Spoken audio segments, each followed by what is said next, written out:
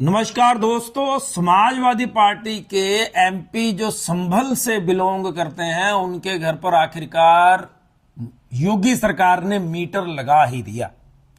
अब आप देखिए कि ये कितने बड़े समाजवादी हैं कि इनके जो मुख्य नेता हैं उनके घरों पे बिजली का मीटर तक नहीं है, और अगर मीटर लगाने की या बिजली के बारे में जानकारी लेने के लिए कोई अधिकारी चला जाए तो उसकी खैर नहीं होती। ये तब है योगी साहब बैठे हुए। हाँ, मतलब इतनी गहरी जड़ें हैं इन लोगों की जो समाजवाद के नाम पर और धर्म के नाम पर और जाति के नाम पर किसी भी नाम पर देश के किसी भी हिस्से में दंगे करवाने का, आग से जलाने का दम रखते हैं। मैं हैरान नहीं हुआ जब संसद में आज जो भी कुछ हुआ, धक्का मुक्की हुई या कुछ भी हुआ, यह स्तर रोज गिरता चला जा रहा है। पूरी दुनिया का यही हाल है, उसमें भारत भी अब शामिल हो गया। लेकिन जनता का नुकसान नहीं होना चाहिए, क्योंकि जनता ने इन लोगों को सेवा के लिए भेजा है। यह बात किसी को भी नहीं भूलनी चाहिए। यह दुखद है इस समय जब चारों तरफ से भारत की तरफ कोई ना कोई टारगेट फिक्स किया जा रहा है।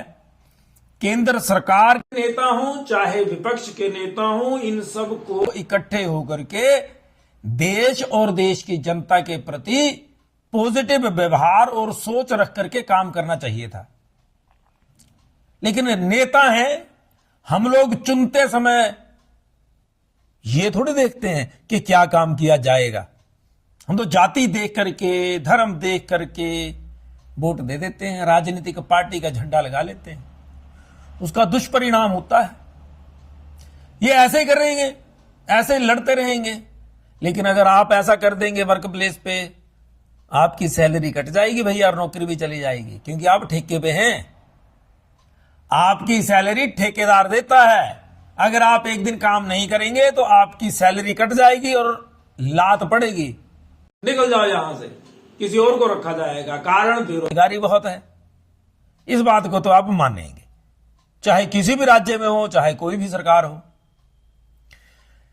दिल्ली में आप देखिए ना कि वहां पे पर्यावरण का क्या हाल है। युवा लोगों को सांस की प्रॉब्लम है, बच्चे दमे का शिकार हो रहे हैं, और सरकार बता रही है 60 साल के बाद वालों को फ्री चिकित्सा दी जाएगी। अरे भैया, 60 साल तक पहुंचेगा कौन?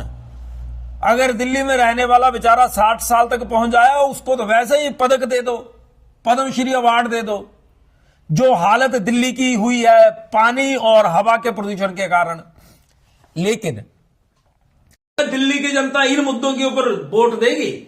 पूछ लो जनता से, क्या जरा सा अलर्ट होकर के प्रश्न करेंगे किसी भी राजनीतिक पार्टी से? बीजेपी हो, चाहे कांग्रेस हो, चाहे आम आदमी पार्टी हो, उनसे पूछो ना कि आप शिक्षा के लिए क्या विजन लेकर के आएंगे। पिछले 10 सालों में आम आदमी पार्टी ने क्या किया प्रदूषण से संबंधित? पूछ लो।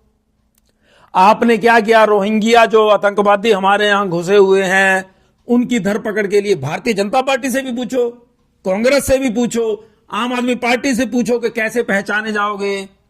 अभी पकड़ा गया है दिल्ली का एक नागरिक, शाहीन बाग में रहता था, पश्चिम बंगाल से आया था, वहां पे राशन कार्ड पाया था, वहां पे आधार कार्ड बनवाया था। और मैं जब बोलता हूं कि ममता बनर्जी जॉर्ज सोरस के नक्श कदम पे हैं, उनसे पैसे लेने वाले लोगों की लिस्ट में उनका नाम है, तो कईयों को बुरा लग गया। कईयों ने बोला ना ये तो बीजेपी का एजेंट है। तो ये जो पकड़ा गया, इस बेचारे के पास जो सामान था, उसने जो सारी चिट्ठा खोल दिया, वो उसको तो मैं जानता भी नहीं, आप भी नहीं जानते। पकड़ा गया ना, सोशल मीडिया पे आप देखिए, जो योगी को मारने की धमकी दे रहा था। संभल का नाम लेकर के बहुत कुछ राजनीतिक रोटियां सेकने की कोशिश करते रहे हैं, लेकिन संभल के जो रहने वाले वर्तमान में मुसलमान लोग हैं, उनके बच्चों की शिक्षा के लिए क्या किया? कुछ नहीं। आपको